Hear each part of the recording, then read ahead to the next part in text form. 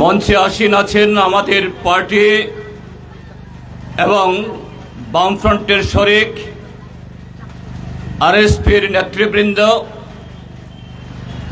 এবং আপনারা যারা এই সভাকে সফল করার জন্য এসেছেন, শ্রদ্ধাভাজন মায়েরা, বোনেরা এবং বন্ধুগণ, এবং দূর থেকেও যারা আমাদের গলার আওয়াজ শুনছেন, আমি আপনাদের সকলকে আমাদের রাজ্যের বামফ্রন্ট কমিটির তরফ থেকে, আমাদের পার্টি ভারতের কমিউনিস্ট পার্টি মার্ক্সবাদের তরফ থেকে এবং এই উপনির্বাচনে আমাদের প্রার্থী আপনাদের সকলেরই সুপরিচিত, আপনাদের একেবারে ঘরের মানুষ কমরেড অমিতাভ দত্তের পক্ষ থেকে এবং আমার নিজের তরফ থেকেও নমস্কার, অভিনন্দন, শুভেচ্ছা এবং আদাব জানাচ্ছি। বন্ধুরা, এই নির্বাচন এই সময়ে হওয়ার কথা ছিল না, কিন্তু অনিবার্য কারণে এই কেন্দ্রের যিনি নির্বাচিত সদস্য ছিলেন তার অকাল মৃত্যুতে এই নির্বাচন সংগঠিত হচ্ছে। আমি শুরুতে প্রয়াত বিশ্ববন্ধু সেন মহোদয়ের স্মৃতির প্রতি শ্রদ্ধা জানাচ্ছি। তার সাথে দুর্যোগের মধ্যে কতটুকু শুনতে পারবেন জানি না, আমি সংক্ষেপে কয়েকটা কথা বলতে চাইছি। এই নির্বাচন সরকার পরিবর্তন করা নির্বাচন না। এই নির্বাচনের ফলাফলে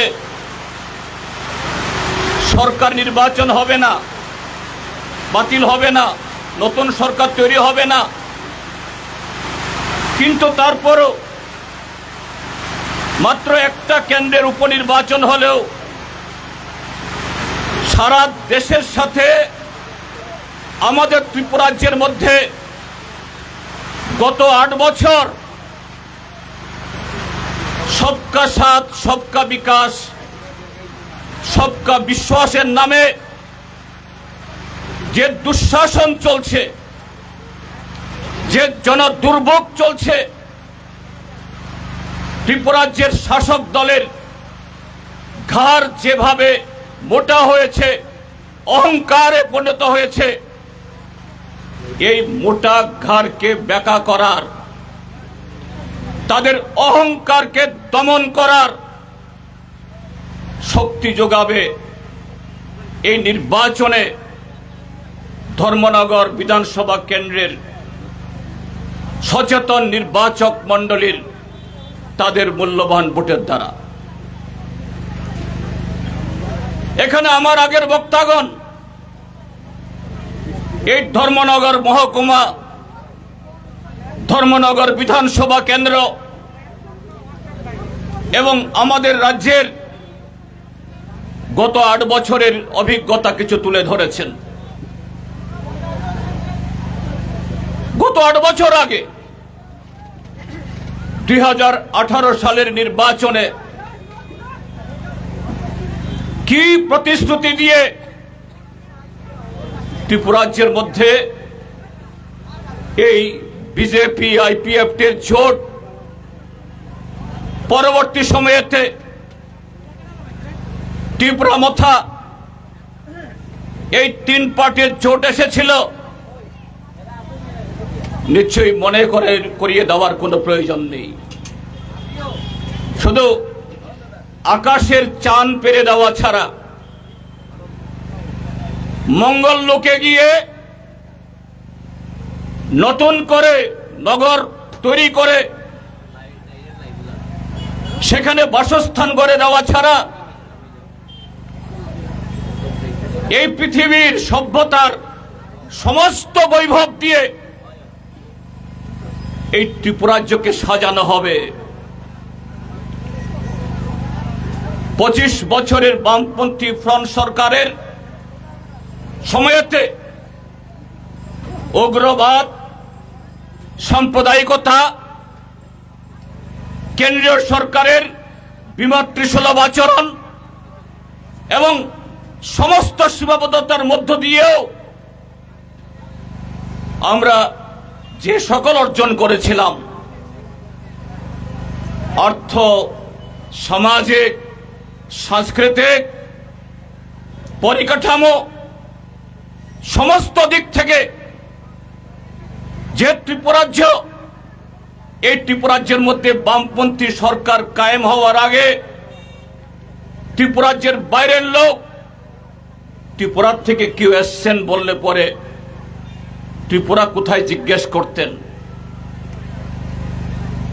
আগরতলা কি কলকাতা শহরের পাশে, আগরপাড়ার পাশে কি এরকম জিজ্ঞেস করতেন? এই ত্রিপুরাজ্যের মানুষ দীর্ঘ 30 বছরের তৎকালীন সময়ের কংগ্রেস শাসনে নিষ্পেষিত হয়ে একটা অনাহার পীড়িত, যে রাজ্যের মধ্যে নিত্যদিন সন্তান বিক্রি এবং কাজের সন্ধানে এখানকার যারা আদিবাসী ট্রাইবেলরা ত্রিপুরাজ্য থেকে দলে দলে এখান থেকে রাজ্য ছেড়ে অন্য রাজ্যে পেটের দায়ে চলে যেতেন।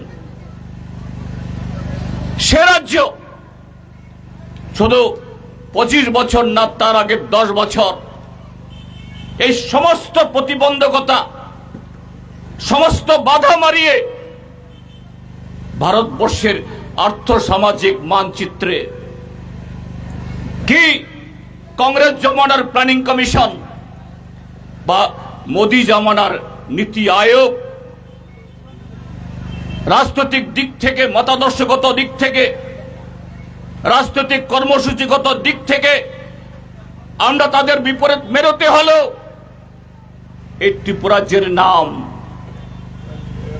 সাক্ষরতায়, শিক্ষা বিস্তারে, গ্রামীণ কর্মসংস্থানে, পরিকাঠামো উন্নয়নে, ধর্মীয় সংখ্যালঘু এবং পশ্চাৎপদ অংশের মানুষের উন্নয়নে, গ্রাম এবং শহর উভয় ক্ষেত্রেতেই মানুষের জীবনমান উন্নয়নে অন্য মাত্রায় ত্রিপুরা পৌঁছেছিল। 2018 বিধানসভা নির্বাচনের আগে প্রধানমন্ত্রী, ভারতীয় জনতা পার্টির বরিষ্ঠ নেতৃত্বগণ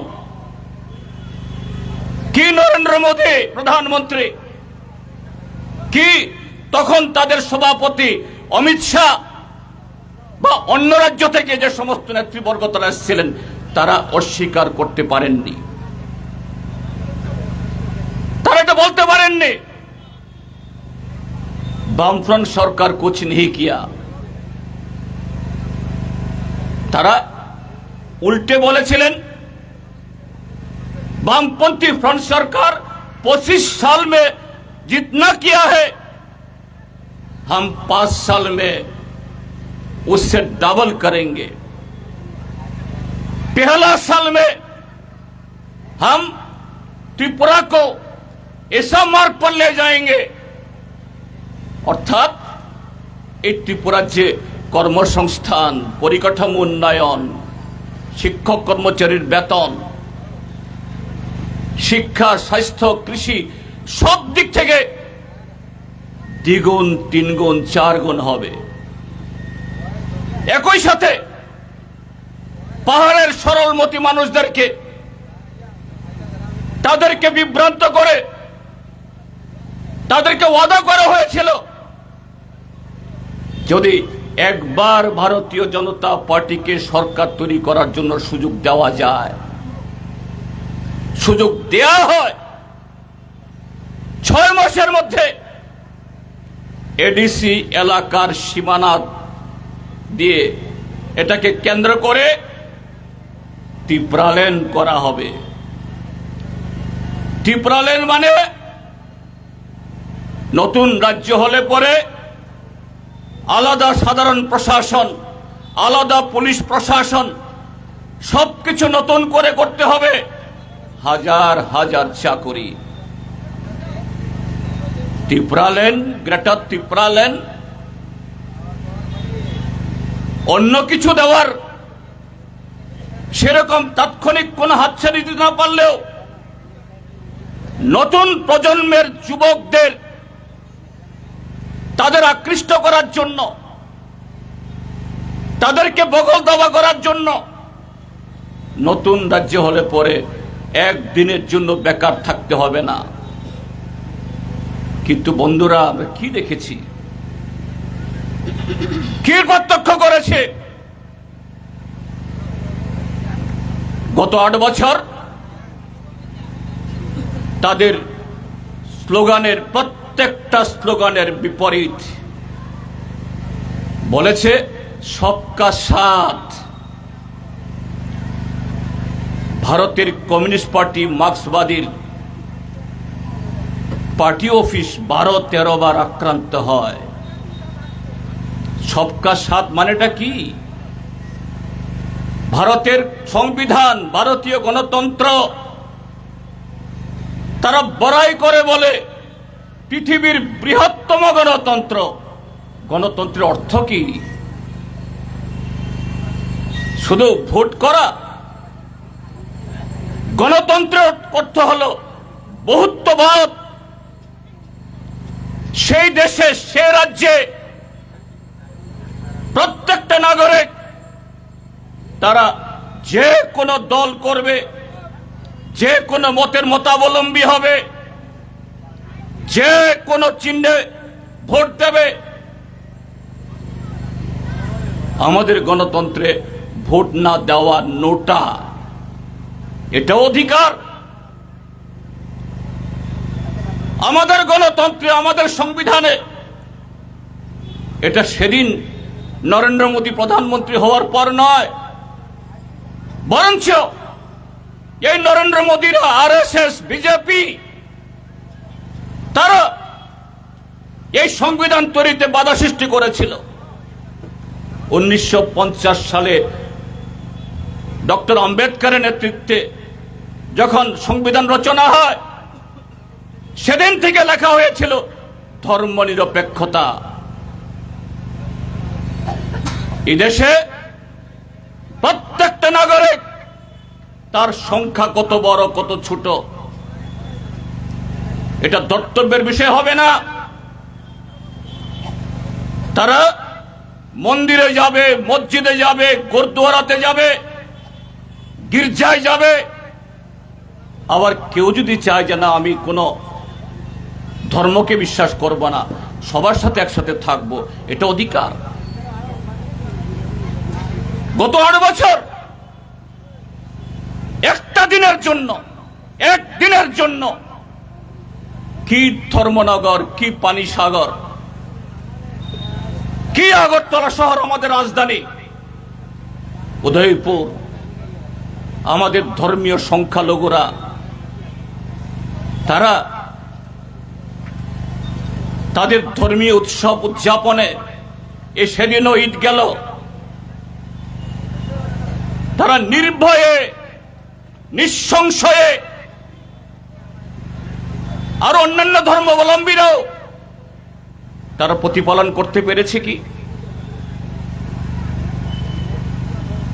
অন্যান্য রাজনৈতিক দল, শুধু ভারতীয় কমিউনিস্ট পার্টি ধর্মনগরে আমাদের পার্টি অফিস 12-13 বার আক্রান্ত হয়েছে তা নয়। এরা ক্ষমতায় আসার পরেই 4 শতাধিক পার্টি অফিস বুলডোজার দিয়ে গুড়িয়ে, বছর আগে, কোনটা 50-40 বছর আগে তৈরি হয়েছে। ত্রিপুরাজ্যের মধ্যে খাস জায়গায় পার্টি অফিস, খাস জায়গায় মন্দির, খাস জায়গায় মসজিদ, খাস জায়গায় দোকান, খাস জায়গায়। এই রাজ্য একদা এখানে শুধু ট্রাইবেল অংশের মানুষের বসবাস ছিল, লোক সংখ্যা কম ছিল। 1947-এর দেশ ভাগ হওয়ার ফলে সেই দেশভাগের আশীর্বাদে বলুন বা অভিশাপ বলুন, লক্ষ লক্ষ বাংলা ভাষাভাষীর মানুষ তারা এই রাজ্যে আশ্রয় নিতে বাধ্য হয়েছেন, মনের সুখে না, স্বেচ্ছায় না, দেশভাগের তার ফলস্বরূপ বাধ্য হয়ে। কিন্তু এই ত্রিপুরাজ্যের মধ্যে তখন যারা শাসন ক্ষমতায় বা সারা দেশের মধ্যে শাসন ক্ষমতায়, তারা ভারতবর্ষের তাদের প্রতি যেরকম ভাবে খুবই দয়া দেখিয়েছেন বা কর্তব্য পালন করেছেন, এতে নিশ্চয়ই আমরা ঈর্ষান্বিত নই। সেই দায়িত্ব, রাষ্ট্রীয় কর্তব্য এই ত্রিপুরার ক্ষেত্রে করেছে কি, পশ্চিমবাংলার ক্ষেত্রে করেছে কি, আসামের সাথে করেনি। আজকেও সেই ক্ষত থেকে রক্ত ঝরছে, আসামে ঝরছে, পশ্চিমবাংলায় ঝরছে, এখানে তো ঝরছেই। সেরকম একটা অবস্থায় এই ত্রিপুরাজ্যের কংগ্রেস দল, সেই কংগ্রেস শাসনামলে সারা 1400 বছর নিরবচ্ছিন্নভাবে শাসন করলেও তাদের শিক্ষা দেয়নি, তাদের হাতে কলম তুলে দেয়নি, উন্নত জীবন জীবিকায় তাদেরকে উন্নীত করেনি। সেই পাহাড়িরা তাদের অধিকাংশের জীবন জীবিকা জুমকে নির্ভর করে, জঙ্গলকে নির্ভর করে, পাহাড়কে নির্ভর করে। আর কমিউনিস্ট দমনের নামে সেই পাহাড় সহ ত্রিপুরাজ্যের 60% জমিকে রিজার্ভ ফরেস্টে পরিণত করেছে। ভারতবর্ষে আর কোন রাজ্যে, আপনি মেঘালয়ে যান, আপনি অরুণাচলে যান, আপনি নাগাল্যান্ডে যান, আসামে যান, এইভাবে রাজ্যের 60% জমিকে রিজার্ভ ফরেস্টে পরিণত করেছে। তো মানুষ কোথায় যাবে? অনিবার্যভাবে খাস জায়গাতে মানুষের বাড়িঘর উঠেছে, চাষবাস শুরু করেছে। আর মানুষ যখন থাকবে, হিন্দু হলে মন্দির হবে, মুসলমান হলে পরে মসজিদ হবে, খ্রিস্টান হলে গির্জা হবে, সাথে দোকান হবে, বাজার হবে। আর যেহেতু ভারত বৃহত্তম গণতান্ত্রিক দেশ, সেখানে পার্টি থাকবে, পার্টি অফিস হবে, পার্টি অফিস হয়েছে, এর আগেও ছিল। আর সবকা সাথ সবকা বিকাশওয়ালারা 70-80 বছরের পার্টি অফিস, যদিও সেখানে রেকর্ড হয়নি, জুথ হিসেবে পরিণত হয়নি, কিন্তু অন্যান্য দখলের রেকর্ড আছে, বুলডোজার দিয়ে ভেঙে দিয়েছে। কিন্তু এই পার্টি, এই জনতা বিজেপি পার্টি কতটুকু অগণতান্ত্রিক, কতটুকু অনৈতিক, সেদিনও এখানে আমাদের যুবরাজনগরের মাননীয় বিধায়ক উপস্থিত আছেন। বিধানসভায় এরকম একটা তর্ক উঠছিল, বলছে আরো কয়েকটা পার্টি অফিস ভেঙে দিতে হবে বুলডোজার দিয়ে। আমি দাঁড়িয়ে বলেছি, আমি ভারতীয় জনতা পার্টির 200 পার্টি অফিসের ছবি সহ, সাইনবোর্ড সহ উপস্থিত করব।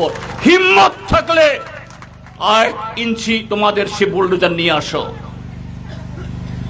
এই হলো ভারতীয় জনতা পার্টি, যা বলে তার উল্টোটা করে।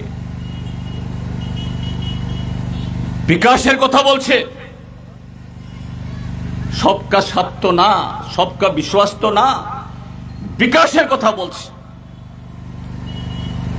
আপনারা নিশ্চয়ই পত্রপত্রিকা পড়েন সবাই, ত্রিপুরাজ্যের মানুষ, কারণ দেখা যায়, কতটুকু সত্য জানি না, বহু পত্রিকার প্রতিনিধি এখানেও আছেন, আমাদের রাজ্যের আইসিএ ডিপার্টমেন্ট, তথ্য সংযোগ ডিপার্টমেন্ট, তারা এই রাজ্যের প্রিন্ট মিডিয়া অর্থাৎ পত্রিকা, দৈনিক পত্রিকা, সাপ্তাহিক পত্রিকা, মাসিক পত্রিকা, তার সাথে কেবল চ্যানেল, ইউটিউব চ্যানেল এবং ইন্টারনেট হওয়ার সুবাদে ওয়েব পোর্টাল অসংখ্য এখন। আর সরকার তাদের অপকর্ম, দুষ্কর্ম, অপদার্থতা থাকার জন্য এই সমস্ত চ্যানেল ভাড়া করে শুধু রাস্তাঘাটে মানুষের দৃশ্য দূষণ করিয়ে ফ্ল্যাক্স পোস্টার না, কোটি কোটি টাকার বিজ্ঞাপন দেয়। আমাদের কোনো ইচ্ছা নেই, কারণ এগুলো এখন এক ধরনের রোজগারের কর্মসংস্থান ব্যবস্থা হয়েছে। আমি যে কথাটা বলতে চাইছি যে প্রচুর ত্রিপুরা রাজ্যের বিকাশ হয়েছে, সেই সুবাদে এবার যে বাজেট পেশ হয়েছে, বাজেটের কথা নিশ্চয়ই পড়েছেন আপনারা। সরকার ডাক ঢোল পিটিয়ে আমাদের দেশের যশস্বী প্রধানমন্ত্রী তার মার্গদর্শনে নাকি ত্রিপুরা রাজ্য বহুগুণ এগিয়েছে। কি বলছে? আমাদের রাজ্যের মুখ্যমন্ত্রী মহোদয়, অর্থমন্ত্রী মহোদয়, আমাদের পার্লামেন্ট এবং বিধানসভা তার পরম্পরা বা তার নিয়ম হলো বিরোধী দল নেতা এই বাজেট অধিবেশনে প্রথম আলোচনা সূচনা করবেন। সেই হিসাবে আমি বিরোধী দল নেতা হিসেবে দায়িত্ব আমার। তাই আমি বলেছি বিরোধী দল নেতা মানে শুধু বিরোধিতা করা না, সরকার জনগণের জন্য কাজ করতে চায়, রাজ্যের বিকাশ ঘটাতে চায়, কর্মসংস্থান করতে চায়, এ রাজ্যের কৃষি ক্ষেত্র, শিল্প ক্ষেত্র, অন্যান্য ক্ষেত্র তার বিকাশ করতে চায়, তার বিরোধিতা করা না, বরঞ্চ 21 বছর মন্ত্রী ছিলাম, 5 বছর সাংসদ ছিলাম, তারপর আবারও 3 বছর বিধায়ক, এখন বিরোধী দল নেতা। গত 29 বছরের সংসদীয় গণতন্ত্রের সংসদীয় যে ভূমিকা, সেই অভিজ্ঞতায় দাঁড়িয়ে বাজেট সম্পর্কে তুলে ধরব যে সরকার যেখানে ভালো কাজ করেছে ভালোটাকে আরো ভালো করার জন্য, আর যেখানে তালমিশ্রের মোড়কে আপনারা মানুষের ইয়েতে মুখে ছুরি ঢুকাচ্ছেন এবং শুধু সমালোচনা না, তথ্য দিয়ে যুক্তি দিয়ে উপস্থাপন করার পাশাপাশি সমাধানের প্রস্তাবও, যে আপনারা এই কাজটা না করে এইভাবে করুন। যদিও দুর্ভাগ্যের আমাদের রাজ্যের প্রথম সারির নির্ভীক, কাউকে ভয় করে না এই পত্রিকাগুলি আমার বক্তব্য এক লাইনও লিখে নাই, ছবি তো ছাপার প্রশ্নে ওঠে না। আর আমার সে বক্তব্যের জবাব দিতে গিয়ে মুখ্যমন্ত্রী এবং অর্থমন্ত্রী দুজন দাঁড়িয়ে বক্তব্য রাখলেন। একজন রেখেছেন প্রায় 40 মিনিট, আর একজন প্রায় 1 ঘন্টা, 1 ঘন্টা 40 মিনিট। এই 1 ঘন্টা 40 মিনিটের মধ্যে 1 ঘন্টাই হলো কুকিতল থেকে ওই কদমতলা হয়ে কৈলাসহর, কমলপুর, খোয়াই হয়ে আগরতলা রাস্তা, তারপর আমবাসা থেকে আগরতলা রাস্তা প্রশস্ত করা, খোয়াই থেকে আরেকটা জাতীয় সড়ক, তেলিয়ামোড়া অম্পি তৈদ অমরপুর করবক হয়ে সাবরুম, 1 ঘন্টার উপরে শুধু জাতীয় সড়কের অবস্থা। আমি বললাম খুব ভালো, খুব ভালো। এ জাতীয় সড়কে যে এখন মানুষ ধান লাগাচ্ছে, মানুষ সুইমিং পুলে সাঁতার কাটে, এখন আমাদের গাড়ি ঘোড়া এখন রাস্তাঘাটে সাঁতার কাটছে। এগুলি বলছি না হচ্ছে। আমি বললাম যে আপনাদের বাজেটের টাকায় কি এগুলি হচ্ছে? আপনারা যে বাজেট পেশ করেছেন, আপনাদের বাজেটের কোন পাতায়? আমাদের শৈলেন্দ্র বাবু আবার বাজেটে খুব এক্সপার্ট, ব্যবসা বাণিজ্য করেছেন তিনি, আবার এগুলো একেবারে মানে সমস্ত উল্লেখ করে তিনি বলতে পারেন। আমি জিজ্ঞেস করলাম, মাননীয় মুখ্যমন্ত্রী মহোদয়, অর্থমন্ত্রী মহোদয়, যে আমার এই রাজ্যের জনগণের স্বার্থে, 40 লক্ষ মানুষের স্বার্থে এখানকার কৃষি, স্বাস্থ্য, শিক্ষা, কর্মসংস্থান, নগর এবং গ্রাম উন্নয়নের জন্য যে প্রস্তাবগুলি দেওয়া হলো, এগুলি সম্পর্কে আপনাদের রায় কি, বক্তব্য বলুন। আপনারা তো আপনাদের বক্তব্যের সিংহভাগ কাটিয়ে দিলেন জাতীয় সড়ক।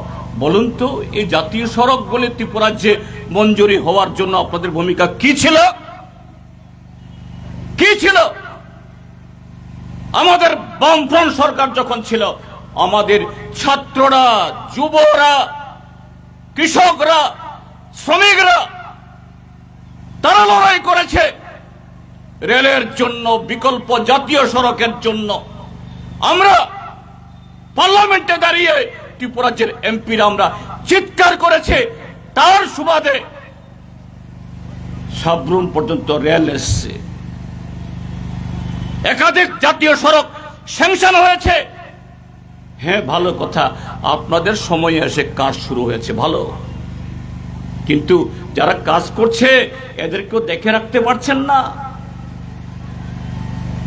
রাজ্য সরকারের পিডব্লিউডি, আরডি, অন্য দপ্তরে যেমন টেন্ডার হলে পরে আপনাদের মন্ডল বাহিনী গিয়ে সমস্ত অফিস দখল করে, এখন সিপিডব্লিউডি এবং জাতীয় সড়ক যে নির্মাণ করে, এরাও সেই মন্ডল অভিযান থেকে, মন্ডলদের আশীর্বাদ থেকে এদেরকে সোর্স মানি না দিলে, ওই মন্ত্রী বাহাদুর বলেছেন একজন, আমরা তো সোর্স মানি পাইয়া থাকি, সোর্স মানি না দিলে পরে আমরা কাজ করতে পারি না। আর এই সোর্স মানির কারণে এখন কাজগুলো কিরকম হচ্ছে। আপনাদের বাজেটের কথা বলুন। এই হলো বিকাশ, এই হলো বিকাশ। আর সেই বিকাশের বিকৃত রূপ আপনার নগরের মানুষ নিশ্চয়ই পাহাড়ের খবর রাখছেন। পাহাড়ে এডিসির ভোট, 28টা কেন্দ্র,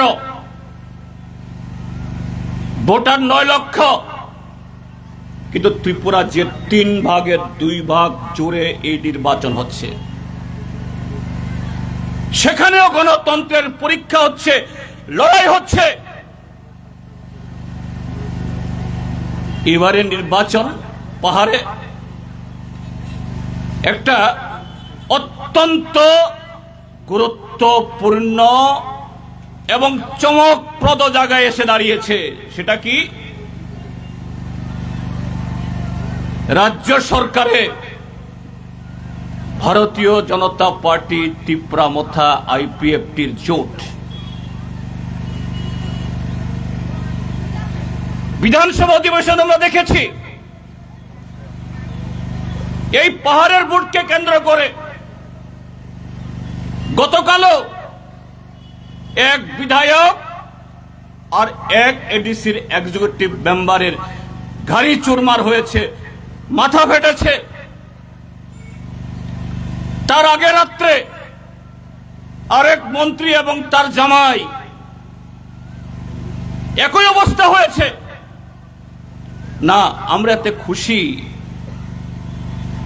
বিজেপি মাথা মারামারি করুক, দুদলেই আমাদের রাজনৈতিক বিরোধী না, আমরা এতে কোনো আমাদের সন্তুষ্টি প্রকাশ করছি তা না, বরঞ্চ আমরা উদ্বেগ প্রকাশ করছি। আমরা এর অবসান চাইছি। কিন্তু কেন হচ্ছে? গত বাজেটের সময়, এই বাজেটেও আমরা বলেছি যে পাহাড়ের লোকদের, সরলমতি লোকদের Tripura land, greater Tripura land, ত্রিপুরাসা চুক্তি ইত্যাদি ইত্যাদি বহু কিছু বলে। আপনারা দ্বিতীয়বার বিধানসভার বৈতরণী পার হয়েছেন, লোকসভার বৈতরণী পার করেছেন, ত্রিস্তর পঞ্চায়েত দখল করেছেন, সমস্ত অফিস কাছারিগুলোতে একদলীয় শাসন ব্যবস্থা কায়েম করেছেন। যাই হোক, ওটা মাঠে ময়দানে, বিধানসভা পবিত্র সভা। বলুন মাননীয় মুখ্যমন্ত্রী মহোদয়,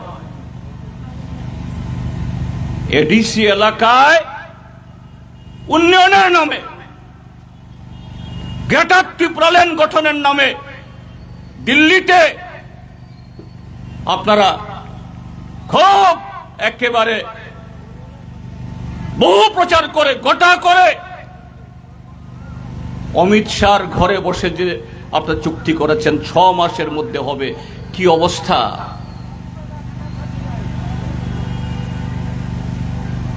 এর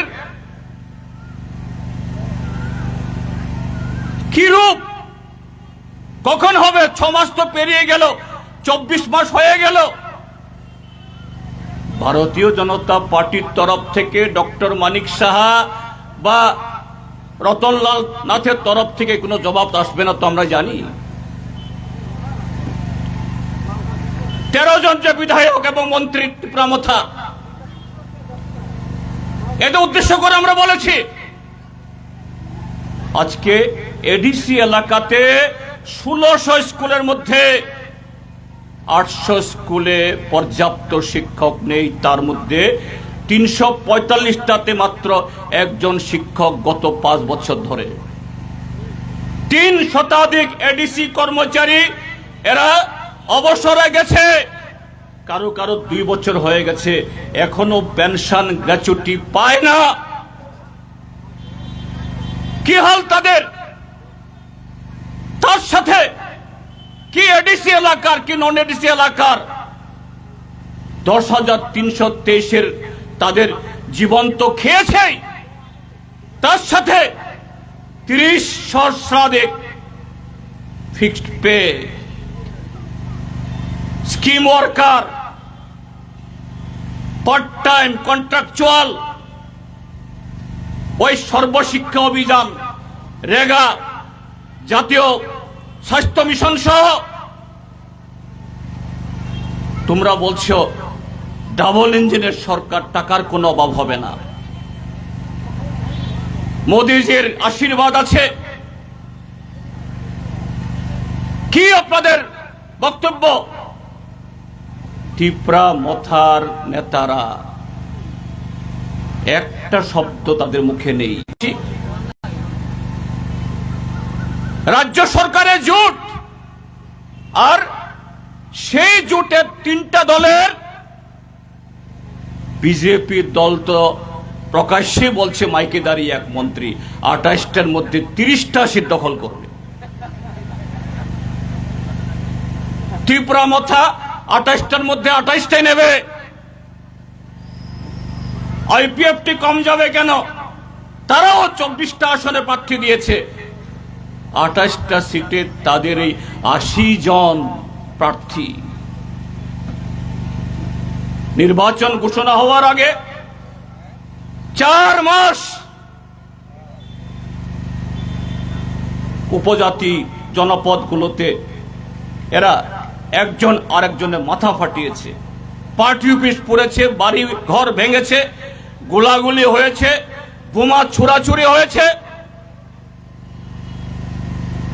আমরা নির্বাচন ঘোষণা হয়েছে 15 তারিখ।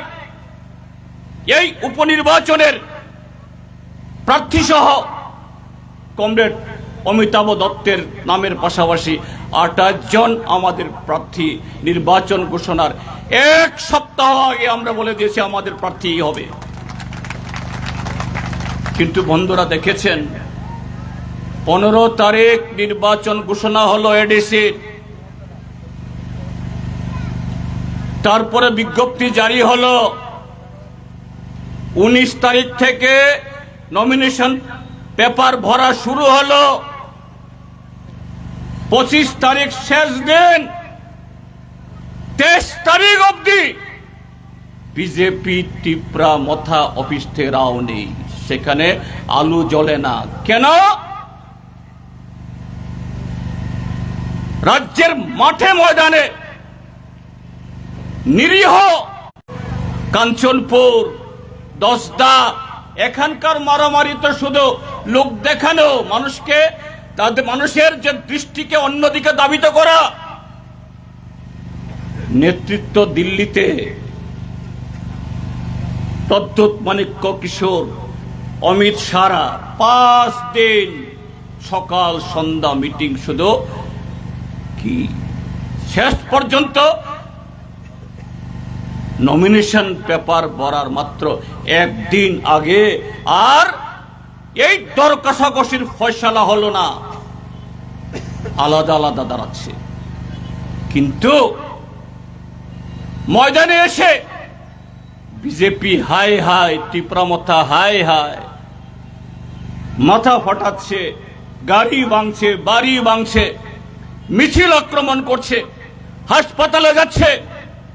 তাদের এক গম্ভীর আলোচনা অশ্বডিম্ব প্রসব করলো। কেন হলো না বললো না? ভারতীয় জনতা পার্টির তরফ থেকে কোনো বক্তব্য নেই, বিজেপি বক্তব্য নেই। অনৈতিকতা, ক্ষমতা দখল, সমস্ত অনৈতিক, অসাংবিধানিক, অগণতান্ত্রিক পথে এই হলো বিজেপি। আর সেই বিজেপি এইভাবেই শুধু এডিসি এলাকা না, নগর এলাকা সর্বত্র গত 8টা বছর এই ত্রিপুরাজ্যের মধ্যে এই অরাজকতা কায়েম করেছে। এই ধর্মনগর শহর আমাদের সময়েতে ভৌগোলিক কারণে ধর্মনগর একেবারে আমাদের একটা সময়েতে আকাশপথ ছাড়া একমাত্র পথ, আমরা বলি লাইফ লাইন। আমাদের ওষুধ পত্র, খাদ্যশস্য, সার, যা কিছু লাগে এই পথে আসতে হয়, আকাশপথ বাদে। রেল আসার আগে এটা আরো বেশি জরুরি পথ ছিল। বামপন্থী ফ্রন্ট সরকারের সর্বাধিক গুরুত্ব ছিল, অগ্রাধিকার ছিল। ধর্মনগর আর 10টা শহরের মতো আরেকটা শহর না। ধর্মনগর আমাদের প্রবেশ পথ, আমাদের সারা দেশের সাথে আমাদের যোগাযোগের স্থলপথে একমাত্র সংযোগ। কিন্তু ধর্মনগরকে শুধু প্রবেশ পথ বলে বাণিজ্যিক দিক থেকে বিকশিত করলে হবে না। এটাকে রেল মানচিত্রে, স্থলপথের মানচিত্রে সব দিক থেকে এর পরিকাঠামো এটাকে উন্নত করতে হবে। ঘটনাচক্রে এই কেন্দ্রের যিনি বিধায়ক ছিলেন গত 4 বছরের টানা, যার প্রয়াণে আজকে উপনির্বাচন, মাননীয় বিশ্ববন্ধু সেন মহোদয়, তিনি আমরা যখন বামফ্রন্ট সরকারে ছিলাম তখনও সুযোগ পেলেই একটা দাবি করতেন, ধর্মনগরে রেল ডিভিশন করতে হবে। আমরা না করতাম না। তখন তিনি কংগ্রেসে ছিলেন, দিল্লিতেও কংগ্রেস সরকার। আমরা বলছি ঠিক। তিনি যখন প্রাইভেট মেম্বার্স রেজলিউশন দিতেন বিশ্ববন্ধু বাবু, আমরা বলতাম আমরাও সমর্থন করব। বিশ্ববন্ধু বাবুরা আদায় করে নিয়ে আসুক না। বিজেপি সরকারও আসার পরে তিনি বিজেপি হলেন, প্রথম উপাধ্যক্ষ, তারপরে অধ্যক্ষ, আরো ক্ষমতা। উপাধ্যক্ষ অধ্যক্ষের তিনি নিরপেক্ষ, কাগজে পত্রে নিরপেক্ষ, যদিও নিরপেক্ষ কেউ হয় না, তিনিও ছিলেন না। আমরা বলতাম মাননীয় অধ্যক্ষ মহোদয় হুজুর, তার অধ্যক্ষকে হুজুর বলতে হয়, এছাড়া কথা বলা যায় না, এটা সাংবিধানিক নিয়ম। হুজুর, আপনি অধ্যক্ষের চেয়ার থেকে রুলিং দিয়ে দিন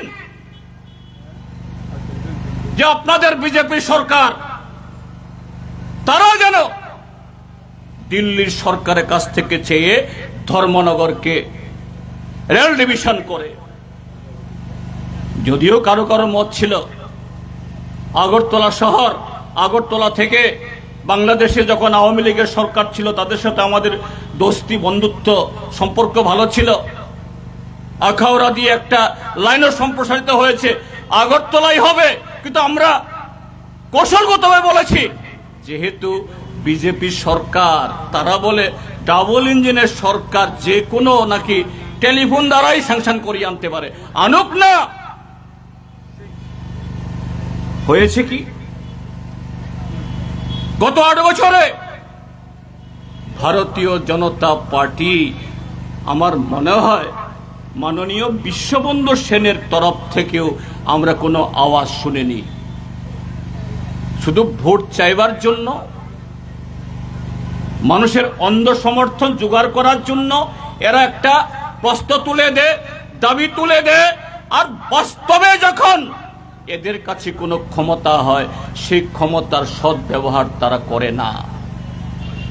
আমরা কিন্তু চেয়েছিলাম ধর্মনগর রেল ডিভিশন হোক, কিন্তু একটু আগে সভা শুরু হওয়ার আগে আমাদের শৈলেন্দ্র বাবু আমাকে কানে কানে একটা কথা বললেন। শৈলেন্দ্র বাবুর আবার এই কিছু মন্ত্রীর সাথে ভালো সম্পর্ক আছে, এটা রাজনৈতিক সম্পর্ক না, ব্যক্তিগত সম্পর্ক। তিনি নাকি গিয়েছিলেন এখনকার যিনি পরিবহন মন্ত্রী, তাদের তুর্কি মন্ত্রী সুশান্ত চৌধুরীর কাছে। ভাই, আমাদের স্পিকার মহোদয় তো ধর্মনগরে রেল ডিভিশন চান, এখন আপনি পরিবহন মন্ত্রী, আপনি কেন এতে জোর দিচ্ছেন না? সুশান্ত চৌধুরী নাকি তাকে বলে দিয়েছেন, আরে না, যদি ত্রিপুরার যে রেল ডিভিশন হয় আগরতলা হবে, ধর্মনগর হবে না। এই হলো বিজেপি। এরা আগরতলায় একটা কথা বলে আর ধর্মনগরে একটা কথা বলে, ওই পানিসাগরে গিয়ে একটা কথা বলবে। শুধু ভোট চাই, ভোট। এই ধর্মনগর শহরকে শুধু বাণিজ্যিক শহর হিসেবে না, ধর্মনগর শহর শুধু সরকারের উদ্যোগে হয়েছে কথা বলবো না, তাহলে ধর্মনগরের সংস্কৃতি প্রাণ, এখানকার মানুষকে ছোট করা হবে। এখানকার মানুষেরও তাদের স্বতঃস্ফূর্ত জৈবিক সেই গুণাবলী, সে আগ্রহ, সেই ইচ্ছে, সে আকাঙ্ক্ষা আছে আমাদের রাজ্যের মধ্যে সংস্কৃতির অন্যতম পীঠস্থান হিসেবে গড়ে তোলার জন্য। আমি যখন যুব বিষয়ক দপ্তরের মন্ত্রী ছিলাম, খুব গোটা করে আমরা যুব উৎসব করতাম। একটা বছর এই মাঠেই, সম্ভবত এই মাঠেই তো যুব উৎসব হয়েছিল। আমি আগরতলা থেকে এসেছিলাম, শীতকাল। আমি দেখেছি সেদিন যে বাচ্চা বাচ্চা ছেলে একসাথে কয়েকশো ছেলে মেয়ে তবলা বাজাচ্ছে দিনভর। রবীন্দ্র, নজরুল, কাওয়ালি, তার সাথে আরো নানা ধরনের লোকশিল্প। এইভাবে এই ধর্মনগরের শিল্পীরা সারা দেশ না, গোটা উত্তর পূর্বাঞ্চলে, সারা দেশে অসংখ্য প্রতিভার সাক্ষ্য রেখেছেন। খেলাধুলার ক্ষেত্রেতেও সেই সুবাদে এখানে বিবেকানন্দ সার্ধশত উৎসব, এই বর্ষ উপলক্ষে বিশাল প্রেক্ষাগৃহ তৈরি হয়েছে। আপনারা শিলচর যান, গুয়াহাটি যান, ধর্মনগরের মানুষ মাথায় উঁচু করে বলতে পারবেন গুয়াহাটিতেও এরকম একটা সাংস্কৃতিক কেন্দ্র নেই যা ধর্মনগরের আছে। ত্রিপুরা ক্রিকেট অ্যাসোসিয়েশনকে দিয়ে এখানে যাতে ক্রিকেটের কোচিং এবং নতুন ট্যালেন্ট ছেলে মেয়ে এদের অন্বেষণ করা যায়, তার উদ্যোগ শুরু করা হয়েছিল। কলেজ স্থাপন হয়েছে, হসপিটাল, আধুনিক হসপিটাল তৈরি হয়েছে। বলুন তো, গত 8 বছরে যারা এত বড় বড় কথা বলেছে, লাল হটাও, সিপিএম থাকলে উন্নয়ন হয় না, সিপিএম জিতলে উন্নয়ন হয় না, সিপিএম এরা প্রগতির কথা বলে না, তারা শুধু পেছন দিকে নিয়ে যায়, সেই সিপিএম ধর্মনগরকে দ্বিতীয় বৃহত্তম শহর শুধু না,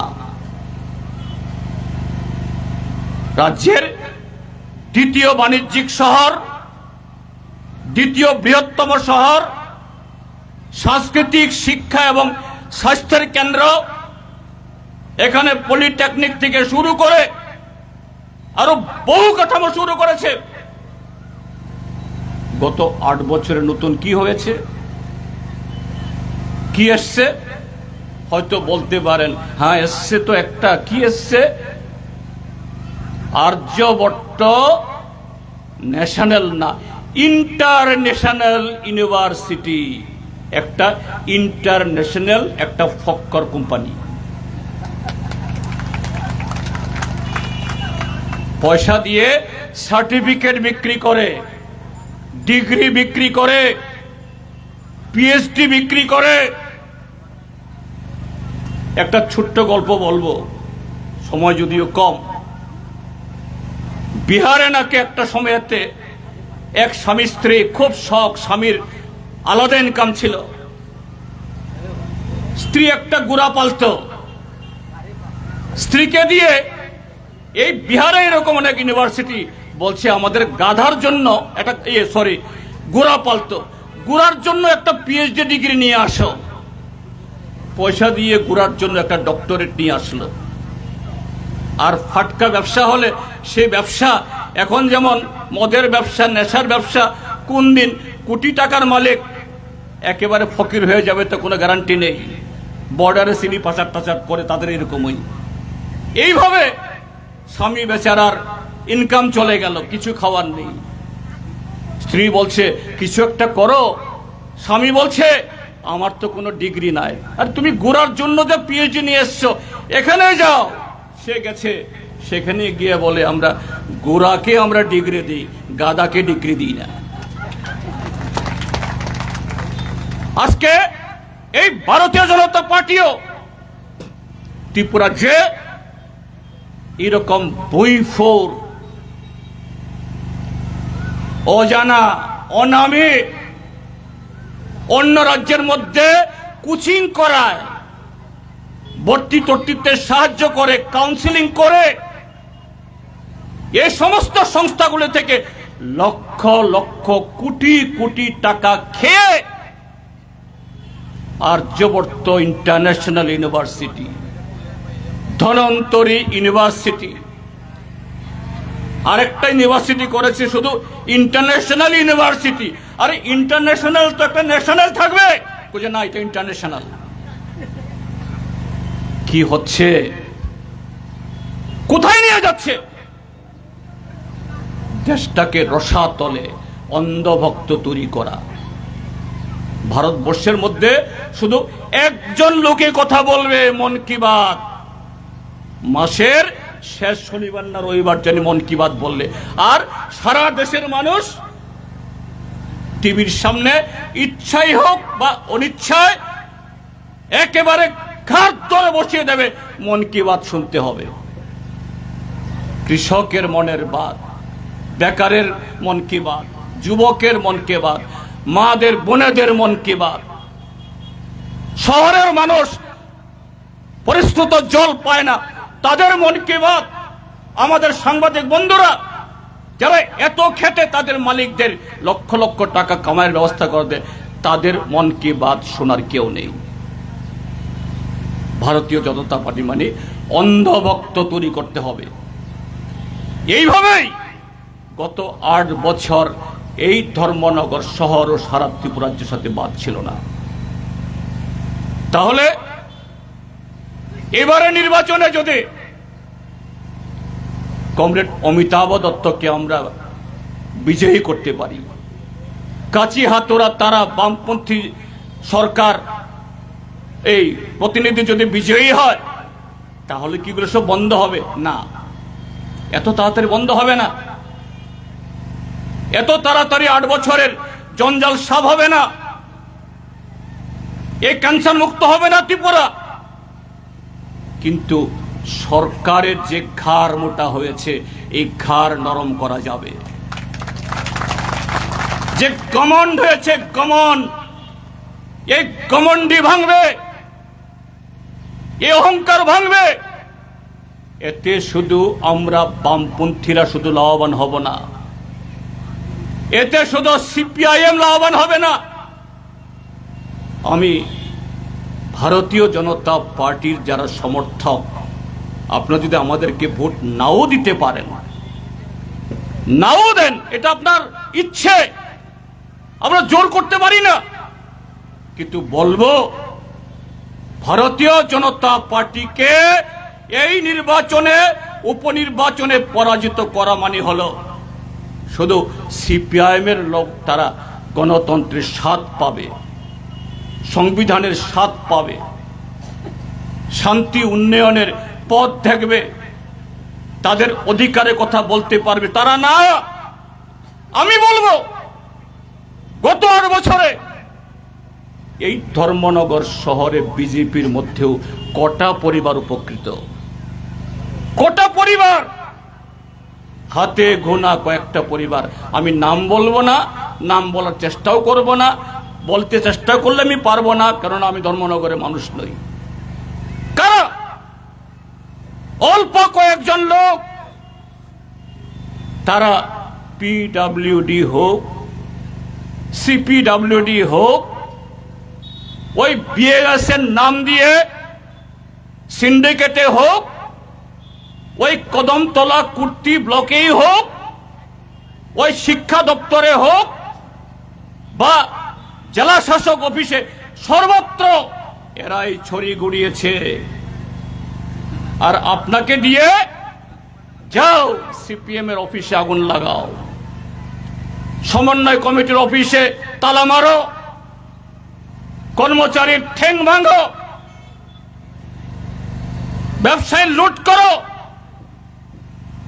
আপনাকে শুধু কিছু খুদ খাইয়েছে, উচ্ছিষ্ট খাইয়েছে। আপনিও আপনার মা বাবার ঘরের একজন সুসন্তান ছিলেন, এখন কুসন্তান হয়ে গেছেন বলবো না, কিন্তু আপনাকে কেউ সামনাসামনি খারাপ না বললেও আপনার পেছনে আপনার বন্ধুরা আপনাকে বলে, ওই মস্তানটা আইয়ে, গুন্ডাটা আইয়ে, লুটেরাটা আসে। এই অসৎ লাফাঙ্গাটা আসে। আপনি ভালো ছেলে, ভালো মেয়ে, আপনি বিজেপিকে মন থেকে পছন্দ করেছেন, নেতাদের কথা শুনেছেন। তারা যদি আসে সরকারে, আজ সেদিন হবে প্রথম বছরে 50,000, তার পরের 4 বছরে আরো 6.5 লাখ চাকরি বামফ্রন্ট সরকার নাকি দিয়ে যায়নি। এগুলি আপনারাই পাবেন, সব পাবেন। আপনারা পেয়েছেন কি? এবারও বিধানসভাতে মৌখিক না, লিখিত ভাবে অর্থমন্ত্রী প্রণজিৎ সিংহ তথ্য দিয়েছে 52,000 চাকরির পদ শূন্য। 52,000 প্রত্যেক বছর 5,500 থেকে 6,000 শিক্ষক, কর্মচারী, পুলিশ, টিএসআর অবসরে যাচ্ছে। সেই পদ খালি হচ্ছে, পূরণ হচ্ছে না। ছিটে ফুটো কয়েকটা আউটসোর্সিং করছে। সেও আসামের নেতাদের সুপারিশে, পশ্চিম বাংলার নেতাদের সুপারিশে, ওই ভোটের সময় আরএসএস এর ক্যাডার করে যারা এখানে ভোট কুড়াতে পাঠায়, এদেরকে দিতে হচ্ছে। আপনারা ডিএম অফিসে গিয়ে দেখুন। আমি তো মাঝে মধ্যে ধর্মনগরে আসি, ওই ডাক বাংলায় থাকি। প্রথম কদিন দেখতাম, জিজ্ঞেস করি, আমাদের ত্রিপুরার যে মানুষের বাংলা তো আমি বুঝি, আমাদের দক্ষিণ ত্রিপুরার লোক হলে পরে নোয়াখালীলা কথা বলে, আমিও নোয়াখালীলা কথা জানি। বাড়ি কই? বাড়ি কন্ডে। আপনাদের দক্ষিণে উত্তরের লোক হলে আপনার সিলেটি কথা বলেন। কুমিল্লার লোক হলে পরে একটু কুমিল্লা অন্য একটু টান আছে, আমি তো চিনি। বাড়ি কোথায়? নাম বাড়ি বলে না, কিন্তু কথার সুর বুঝিস। এই বেচারা তো আমাদের ত্রিপুরার না, কোথাকার? হয় আসামের বা পশ্চিম বাংলার। কিন্তু আপনাদের যাদেরকে দিয়ে প্রথম বাইক বাহিনী করিয়েছে, সমন্বয় অফিসের তালা ঝুলিয়েছে, সিপিএম এর অফিস যে 12-13 বার আক্রমণ করিয়েছে, কমরেড অমিতাভ দত্তকে 4 বার প্রাণঘাতী যে, এবং সর্বশেষ গত 26 তারিখে প্রায় মৃতভাবে ফেলে গেছে। আপনাদের চাকরি হবে? কিছু উচ্ছিষ্ট কিছু খাওয়া হবে। আমি তাদেরকেও বলবো যে না, আপনাকে বিজেপি সেরে সিপিআইএম এ আসতে হবে, একবারও বলছি না। কিন্তু এই যে গমন, ভারতীয় জনতা পার্টি নেতৃত্বের যে অহংকার, ঘাড় মোটা হয়েছে, আপনাদেরকে পাত্তা দেয় না। এই ঘাড় নরম হলে আপনি বিজেপি করে অসুবিধা পাবেন, আপনিও সম্মান পাবেন। আর মাত্র 2 মাস, 2 বছর, এই 2 বছর পরে তারা থাকবে না। এডিসি নির্বাচন দিয়ে বোঝা যাচ্ছে। এডিসি নির্বাচন দিয়েই বলছে, মথা বলছে বিজেপি হাই হাই নিপাচ্ছা, মাত্র শুরু হয়েছে। আইপিএফটি বলছে বিজেপি ডুববে। বিজেপি আর কিছু কথা বলতে পারছে না। অর্থাৎ আগামী দিন হলো এদের বিসর্জনের দিন গোনা শুরু হয়েছে। কাজে সেই 2 বছর যারা বিজেপি করেন এই ধর্মনগর শহরের মধ্যেও আপনাদের জীবনে একটু সুখ আসা দরকার। আমরা চাই, বহু কষ্ট করিয়েছে আপনাদের দিয়ে, বহু আকাম কুকাম অন্যায় কাজ করিয়েছে। আমরাও চাই আপনারা প্রতিষ্ঠিত হন, কিন্তু এদের যদি ঘাড় যদি না বাঁকানো যায়, এদের অহংকার যদি দমন করানো যায়, আপনিও সুখ পাবেন না, আমরা তো পাচ্ছি না। কাজী বন্ধুরা, আজকে সারা দেশের প্রেক্ষিতে, সেই প্রেক্ষিতেও এই নির্বাচন গুরুত্বপূর্ণ। আমি লম্বা কথা বলছি না, এই যে আমাদের প্রধানমন্ত্রী বিশ্বগুরু, তিনি কোথায় কোথায় উড়ে গিয়ে কোন রকমে সুযোগ টুযোগ করে ওয়াশিংটন যান, লন্ডন যান, প্যারিস যান, আর গিয়ে আজা করে ধরেন। বিশ্বগুরু ভারতের অর্থনীতি নাকি এত তরতরে এগুচ্ছে রকেটের গতিতে, আর ওই আমেরিকার ট্রাম্প সাহেবের নির্দেশে গত এই জানুয়ারির ফেব্রুয়ারির 26 তারিখ গেল ইসরায়েলে, সেখানকার নরঘাতী, শিশুঘাতী আন্তর্জাতিক আদালত সে দেশের প্রধানমন্ত্রী নেতানিয়াহুকে খুনি হিসাবে ওয়ারেন্ট জারি করেছে। একমাত্র আমেরিকা ছাড়া ভারত পৃথিবীর আর কোন দেশে সে যেতে পারবে না, যেখানেই যাবে অ্যারেস্ট হবে।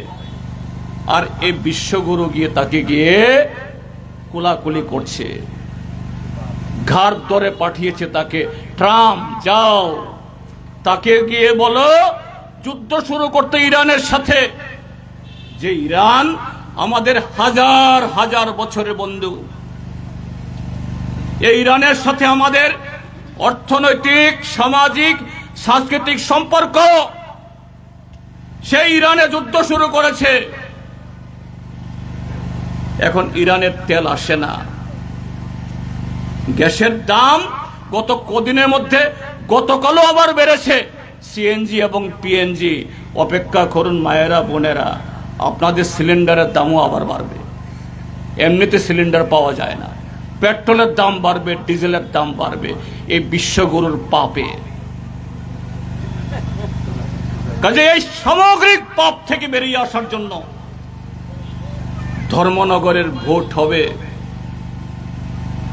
আগামী দিন সারা ভারতবর্ষকে এই অন্ধকারে পথ দেখানোর একটা টর্চ লাইট।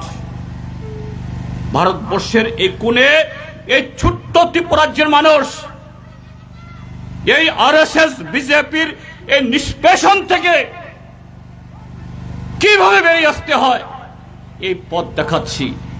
কাজেই এই ভোট, এখানে কথা এসছে রাস্তাঘাট, পানীয় জল, শুধু রাস্তাঘাট, পানীয় জল, বিদ্যুতের মধ্যে সীমাবদ্ধ রাখবেন না। আগামী দিন এই ত্রিপুরাজ্যকে উদ্ধার করার জন্য সারা দেশকে এই বিশ্বগুরু তথা বিশ্ব যে সর্বনাশ করছে এ থেকে মুক্তি পাওয়ার লড়াই। আপনার একটা ভোট এইভাবেই একটা বৃহত্তর পথ খোলার একটা সুযোগ তৈরি করে দিতে পারে। সেই লক্ষ্যেই যারা আপনারা বামপন্থীরা আছেন তারা তো বটেই, অন্য যারা গণতান্ত্রিক আছেন ওই কংগ্রেসের মতো মেকি দরদ গণতন্ত্রের না। যদিও আমরা কংগ্রেসকে বলি বিজেপি হটানোর জন্য আমাদের ঐক্যবদ্ধ হওয়ার দরকার, কিন্তু দেখেছেন গত 23-এ আমাদের সাথে একজোট করে ভোটে দাঁড়ানোর কারণে 3 জন এমএলএ পেয়েছে, না হলে একজনও পেত না। আর 3 জন এমএলএ পেয়ে বসে গিয়ে এরা ভেবেছেন সরকার করে ফেলেছে। এরা আরেক অহংকারী। কাজেই যারা কংগ্রেসের সাথে যারা আছেন তাদেরকেও বলবো, ব্যক্তিগতভাবে কংগ্রেস প্রার্থী, বিজেপি প্রার্থী, অন্য প্রার্থীদের সাথে আমাদের কোনো বিরোধ নেই, কিন্তু আপনাদের মূল্যবান ভোট ওই সব জায়গায় দিয়ে পচাবেন না।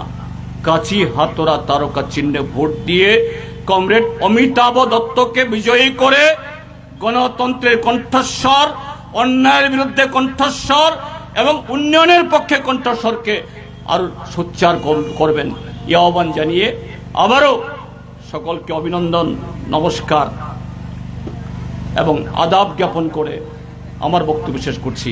আপনারা সবাই ভালো থাকুন। আগামী 9 এপ্রিল এক নতুন ইতিহাসের সাক্ষী হন এই আহ্বান জানিয়ে